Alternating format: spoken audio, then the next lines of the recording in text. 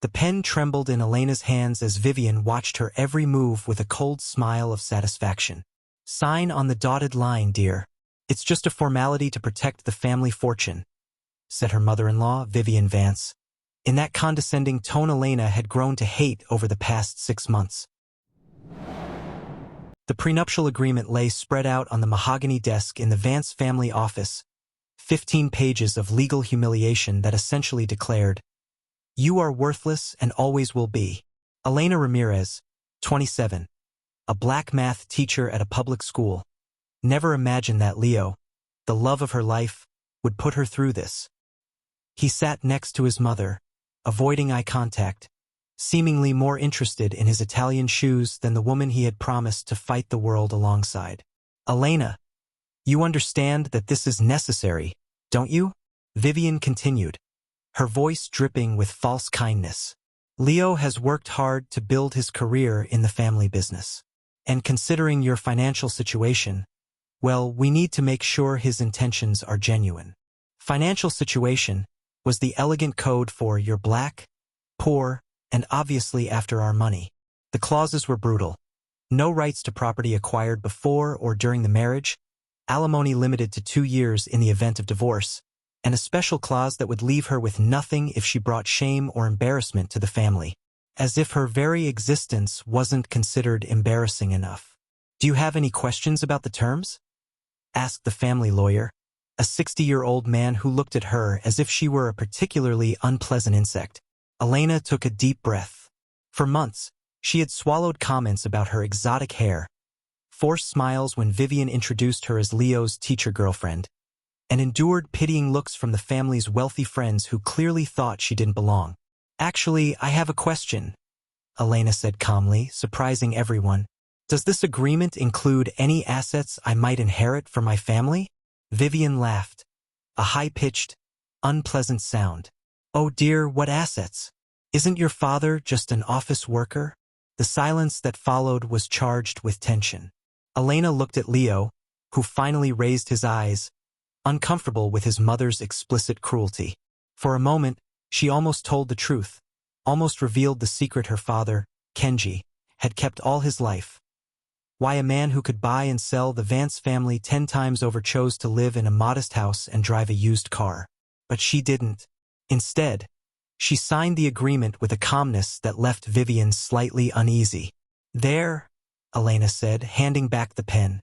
"I hope this brings you the peace of mind you were looking for." As she left the office, Elena held her head high, a serene smile on her lips. What the Vance family didn't know was that every word of contempt, every condescending glance, every moment of humiliation, was being carefully filed away in her memory. The systematic humiliations. 3 months later, when the phone rang in the middle of the night with the news of her father's sudden death, Elena couldn't imagine that her life was about to change in a way that would make the prenuptial agreement seem like a bad joke. The humiliations began subtly, as they always do in families that have mastered the art of elegant prejudice for generations. The week after the agreement was signed, Vivian organized a dinner to officially introduce her future daughter-in-law to high society. The invitation arrived by email with a seemingly innocent note. "Dress code, elegant cocktail attire. I'm sure you'll be able to find something appropriate, dear." The implicit message was crystal clear. "You don't belong here, but we'll let you try to fit in anyway." Elena arrived at the 5-star restaurant wearing her only decent black dress, the same one she had bought for her college graduation 3 years earlier. Meanwhile, Vivian's friends paraded around in outfits that cost more than a teacher's annual salary. "What a charming dress," commented Sophia, wife of a federal judge, with a smile that didn't reach her eyes. "It's vintage, isn't it? I love this trend of reusing old pieces." Leo, sitting next to his mother, smiled nervously and muttered something about Elena having good taste in classic pieces. He didn't have the courage to say that she simply couldn't afford another dress. During dinner, the questions were surgical. Vivian had orchestrated each one like an interrogation disguised as small talk. "Elena teaches at a public school, doesn't she?" asked Penelope, the headmistress of an elite private school. "How admirable. It must be challenging working with those kinds of students." "Those kinds of students," Elena repeated calmly, cutting her meat with pinpoint precision. Well, Penelope continued, taking a generous sip of wine. Children from broken homes, without resources, without proper guidance at home. Elena chewed slowly, swallowed, and then smiled. Actually, my students surprise me every day. Yesterday, an 8-year-old girl explained to me how her mother, a cleaning lady, works 3 jobs to support 4 children on her own. We talked about determination, perseverance, and dignity. They were fascinating concepts to discuss. The silence at the table was heavy. Vivian cleared her throat and quickly changed the subject. But the systematic humiliations were just beginning. The following week, Leo took her to see the family business. Vance and Associates occupied 2 entire floors of a corporate building in the financial center with panoramic views of the city and furniture that looked like it had come out of an architecture magazine. "This will be your office one day," said Arthur, Leo's father, showing her a spacious room. "When you take over as president." Leo smiled proudly. But Elena noticed something interesting. Arthur didn't even include her in the conversation. He talked about his son's future as if she were invisible, a temporary presence that would eventually be replaced by someone more suitable. During the visit, Vivian made a point of introducing her to each employee in the same way. "This is Elena, Leo's girlfriend. She's a teacher." The tone was the same, as if she were saying, "She has a contagious disease, but we're being polite." The last straw came 2 weeks later during a family charity event. Elena was talking to other wives when she heard Vivian talking on the phone in the hallway, unaware that she was nearby. "Don't worry, dear. It's just a phase," Vivian said, clearly talking about Leo and Elena. "You know how young men are. They need to experiment before settling down with someone of their own level. She's exotic, but temporary." The word exotic cut like a knife. Elena stood still, listening to every word. Leo is already beginning to notice the incompatibilities. The class difference is very obvious, and honestly, we need to protect the family fortune. Did you see the agreement she signed? She didn't even hesitate. It only confirms our suspicions about her true intentions. That night, Elena confronted Leo about what she had heard. His reaction was revealing. "She didn't mean it," he muttered, avoiding her gaze. "My mother sometimes speaks without thinking." "Your mother called me exotic and temporary, Leo, and you're defending her." "I'm not defending anyone. It's just that, well, you have to understand her perspective. She comes from a different generation. She only wants the best for me. And I'm not the best for you?" Leo was silent for too long. When he finally spoke, his words confirmed all of Elena's fears. "You're wonderful, but our situation is complicated. Maybe we can work on it gradually. Show my family that I deserve to be treated like a human being?" "It's not that simple, Elena." But it was exactly that simple. And at that moment, Elena understood that she was fighting a war in which she was the only combatant on her side. That same night, alone in her small apartment, she called her father. Kenji answered on the first ring, as he always did when she needed him. "Dad, have you ever been through something like this? Have you ever felt completely out of place in a place where you should belong?" Kenji was silent for a moment. "Daughter, I've been through things that would make those people reconsider everything they think about class and power. But I've learned that dignity doesn't depend on the approval of others. It depends on you knowing who you are, regardless of what they think about you. Sometimes I feel like I'm fighting a battle I can't win." Kenji's voice became strangely serious. "There are things about our family, about me, that I've never told you. Things that changed my perspective on what really matters in life. When you're ready, we'll talk about it." She didn't know that conversation would never happen. 3 weeks later, Kenji would suffer the heart attack that would change everything. But at that moment, as she hung up the phone, Elena made a silent decision. Every humiliation, every condescending comment, every look of contempt was being carefully catalogued in her memory. The Vance family thought they had tamed a lioness. What they didn't know was that they were only feeding her fury, one cruel word at a time. The revelation. The call came at 2 o'clock in the morning on a rainy Tuesday. Elena woke up with a start to the insistent ringing of the phone, and the tense voice of the hospital doctor confirmed her worst nightmare. Kenji had suffered a massive heart attack during the night shift. He didn't suffer, were the doctor's words, but they did not ease the pain that settled in Elena's chest like a lead weight. Leo accompanied her to the hospital, held her hand during the bureaucratic procedures, and whispered words of comfort that sounded empty against the echo of the cold corridors.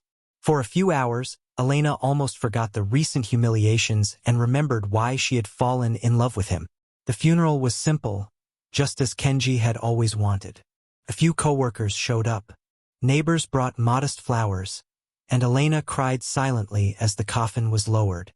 Vivian and Arthur attended, but they were clearly uncomfortable with the simplicity of the funeral in a humble neighborhood chapel. "How sad," Vivian whispered to Arthur, loud enough for Elena to hear. "Poor people never get to give their loved ones a dignified send-off." It was then that Elena realized, even in their grief, they couldn't stop judging. A week later, while sorting through her father's few belongings, Elena found a sealed envelope with her name on it, written in Kenji's careful handwriting. "My dear daughter," the letter read, "if you are reading this, it means that the time has come for you to learn the whole truth about our family. Go to the Central Bank downtown branch and ask for Mr. Davies. He has specific instructions on how to proceed. And Elena, be prepared to discover that everything you thought you knew about our situation was completely wrong." 2 days later, Elena was sitting in the elegant office of Mr. Davies, a 60-year-old lawyer with gray hair and suits that cost more than her monthly salary. "Miss Ramirez," he said, studying documents in a thick folder, "your father was very clear about when and how to reveal this information. He wanted to make sure you were prepared for what you are about to discover." Mr. Davies slid a series of documents across the desk. Stock certificates, bank statements, investment reports, all in the name of Kenji Tanaka. "Your father," Mr. Davies continued calmly, "was the founder and CEO of Techno Solutions, a software company that revolutionized digital security systems in the 90s. When he sold the company in 2002, the transaction was worth $4.2 billion. Elena blinked slowly, trying to process the words. "That's impossible. My father worked in an accounting office." "Technically, yes. He managed his fortune's investments through a discrete holding company. After selling Techno, your father made a very conscious decision to live modestly in order to give you an upbringing based on values, not privileges." Mr. Davies opened another folder. "Your current inheritance, after taxes and planned donations your father made to educational institutions, totals $2.8 billion. The silence in the office was deafening. "I need a moment," Elena murmured, and Mr. Davies nodded understandingly as she absorbed the information. A single image came to her mind.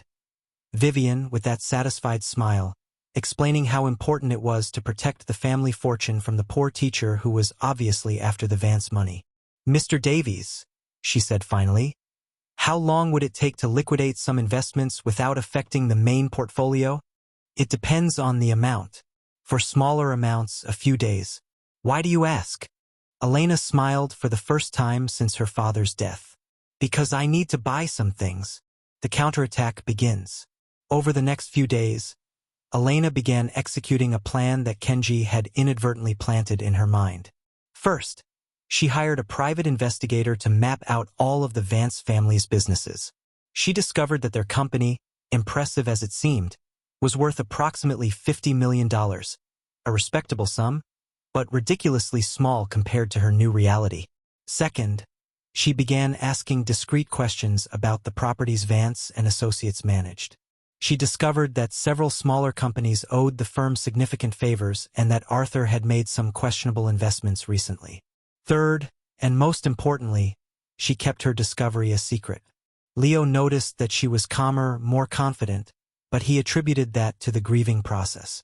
"You're handling all this very well," he said during dinner. "I'm proud of how you're coping with the loss of your father." "Thank you," Elena replied, cutting her meat with precision. "My father taught me that the greatest lessons come in the most difficult moments." She didn't lie. She just left out a few details. A week later, Vivian called with a special surprise. Honey, I've organized a charity dinner for Saturday. It's for a charity that helps needy families. I thought it would be perfect for you. A cause that surely touches your heart considering your background. Condescension dripped from every word. Vivian was literally inviting Elena to an event about poverty because she assumed she would identify with needy people. It'll be wonderful, Elena replied sweetly. I can't wait. On the Friday before the event, Mr. Davies called. I got the reports you asked for. The Vance company is facing some cash flow problems. Nothing catastrophic yet, but Arthur has made some risky investments in real estate that aren't paying off as expected. They'll probably need additional capital in the next 6 months. Perfect, Elena said, a new determination shining in her eyes. That evening, she tried on the dress she had bought for the charity dinner. An elegant piece from an understated boutique that cost more than her old annual salary. It wasn't flashy, but anyone with an eye for fashion would recognize the quality and the price tag. As she looked at herself in the mirror, Elena thought about the prenuptial agreement tucked away in her drawer. Every humiliating clause, every word that reduced her to a potential gold digger, every line that made her seem greedy for simply existing. Vivian had drafted that document to protect the family from a threat she herself had created in her prejudiced mind. What she didn't know was that she had just given Elena the perfect motivation for a lesson that would stay with her forever. For a moment, Elena felt a twinge of something that could have been pity for the Vance family. They had no idea what was about to happen. Then she remembered all the times they had made her feel small, inadequate, too grateful just to be included in their elitist world. The pity evaporated like morning mist. Saturday was going to be interesting. Very interesting. The charity dinner revelation. The charity dinner was in full swing when Elena decided the time had come. Vivian had planned everything meticulously. Elena would be presented as an example of overcoming poverty through education, an inspiring story to entertain the wealthy guests as they felt virtuous for donating crumbs to the less fortunate. And now, Vivian announced into the microphone, I would like to introduce someone very special. Elena Ramirez, our future daughter-in-law, is a teacher at a public school and knows firsthand the difficulties we are here to help alleviate. Polite applause echoed through the hall as Elena rose gracefully.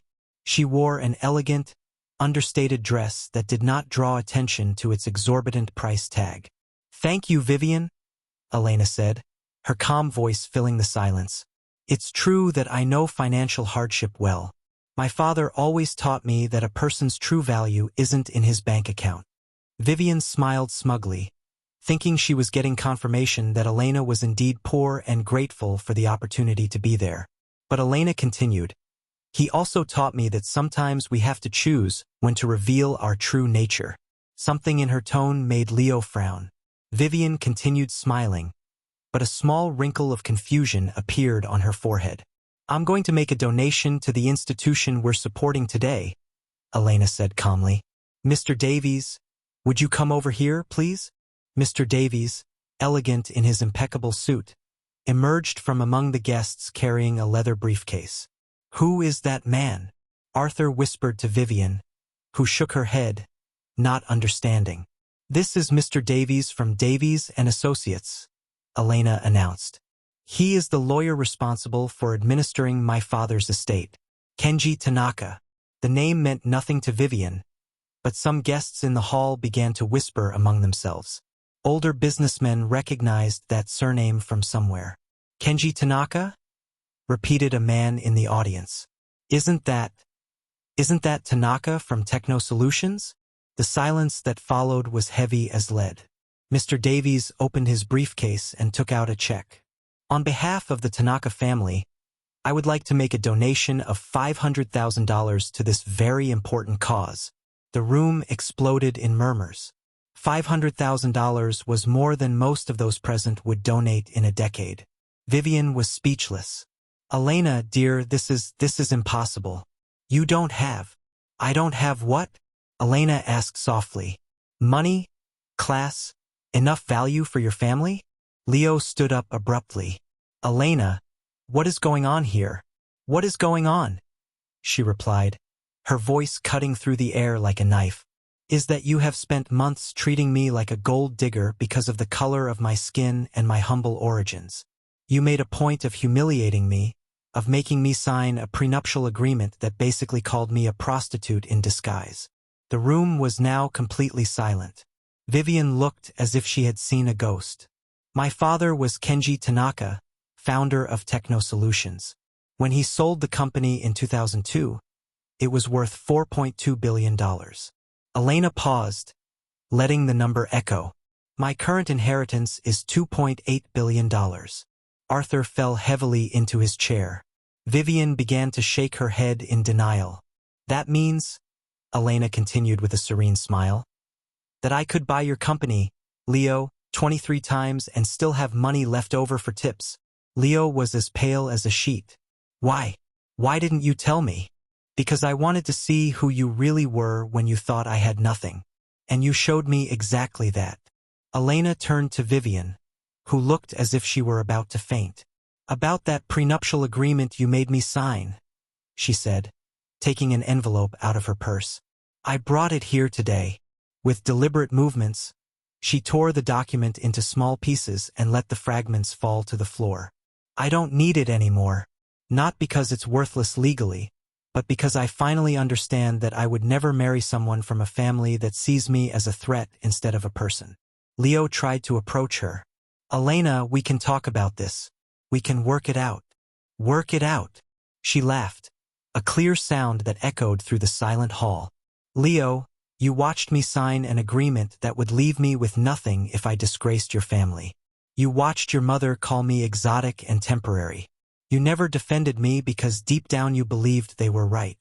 Mr. Davies approached and whispered something in Elena's ear. She nodded. Oh, and just for the record, she said, turning back to Arthur. Mr. Davies informed me that your company is facing some financial difficulties. Cash flow problems, investments that didn't yield as expected. Arthur swallowed hard. I could help, of course. $15 million would solve all your problems. She paused dramatically. But I think I'll invest that money in educational programs for underprivileged children. After all, Vivian always emphasized how I should identify with, how did she put it? People in my situation. Vivian finally found her voice, but it came out as a squeak. Elena, please, you have to understand that we didn't know. If we had known who you really were, if you had known who I was, Elena repeated slowly. You knew exactly who I was. A black woman, intelligent, hardworking, and dignified. But that wasn't enough for you, was it? You only respect bank accounts. The silence in the hall was deafening. Some guests began to whisper among themselves, clearly embarrassed by what they had witnessed. The Vance family, Elena said, her voice echoing with an authority they had never heard from her before. You gave me the greatest gift of my life. You showed me that people who only value money are never worthy of my time or my love. She turned to leave, then paused and looked back over her shoulder. Oh, and Vivian, that smug smile you had when I signed the agreement. Cherish that memory because it was the last moment you ever felt superior to me. As Elena walked toward the exit with Mr. Davies at her side, the hall remained in complete silence. Vivian sat with tears streaming down her face, finally understanding that she had lost not only a daughter-in-law, but any chance at redemption. Leo ran after her into the parking lot, but Elena was already getting into a limousine he hadn't noticed before. Elena, wait, this is crazy. We love each other. She looked at him through the open window. Leo, you loved the idea of saving me. You never really loved me. If you had, you would have torn up that agreement before I could sign it. The limousine drove away, leaving Leo alone in the parking lot, finally understanding that he had lost the most extraordinary woman he had ever known because of pure cowardice and prejudice. The best revenge. Inside the hall, Vivian looked at the pieces of the prenuptial agreement scattered on the floor, realizing that each fragment represented a lost opportunity, a burned bridge, a lesson that had come too late. Elena's revenge had not been loud or dramatic. It had been elegant, devastating, and absolutely perfect. She had not destroyed the Vance family with anger. She had let them destroy themselves with their own small-mindedness. At the back of the hall, Some guests were already whispering about how the poor teacher had turned out to be one of the richest women in the country, and how the prestigious Vance family had made the stupidest mistake of their lives by underestimating someone based on racial and social prejudice. The story would spread through the social circles of the elite in a matter of hours. Vivian and Arthur would never be able to look at their peers again without wondering if they were whispering about their ignorance and arrogance. But what they didn't know yet was that public humiliation would only be the beginning of the consequences of underestimating Elena Ramirez. 2 years later, Elena was in her office on the 40th floor of a building she had bought herself, overseeing the inauguration of the 5th Tanaka Foundation School across the country. Her education investment company had become a national benchmark, and she regularly appeared on magazine covers as one of the most influential women in the country. The same prenuptial agreement that was supposed to humiliate her now hung framed on her wall, not as a trophy of revenge, but as a reminder to never again allow anyone to question her worth. "Mrs. Ramirez," said her assistant as she entered the room. "The Vance family is in the reception area. They say it's about a business opportunity." Elena smiled. Over the past 2 years, she had watched from afar as the Vance empire gradually crumbled. The company faced lawsuit after lawsuit for mismanagement. Arthur had declared personal bankruptcy, and Vivian had been expelled from every social club after details of her arrogance spread through elite circles. Leo had tried to contact her countless times, but Elena never responded. She had heard through the grapevine that he was now working as a freelance consultant, a dramatic fall for someone who considered himself the heir to an empire. "Tell them I don't have any meetings available for the next 5 years," Elena replied calmly. Through the window, she watched Vivian and Arthur leave the building. Clearly defeated, Vivian, who had once called her exotic and temporary, now walked hunched over, weighed down by the burden of her own choices. That night, at home with Ethan, her social worker husband, who loved her even before he knew she had a bank account, Elena reflected on the most valuable lesson her father had taught her. "You know what's ironic?" she said, serving the dinner she had prepared herself. "They tried to make me feel small because they thought I didn't have any money, but they found out that money was never what made me great." Ethan smiled, kissing her forehead. "Your father knew what he was doing, didn't he? He taught me that revenge isn't about destroying those who hurt you. It's about building a life so extraordinary that they realize exactly what they lost by underestimating you." Kenji Tanaka had raised a daughter who didn't need to prove her worth to anyone because she knew exactly who she was. And perhaps that was the most valuable legacy of all. The best revenge against prejudice is not to lower those who judge you.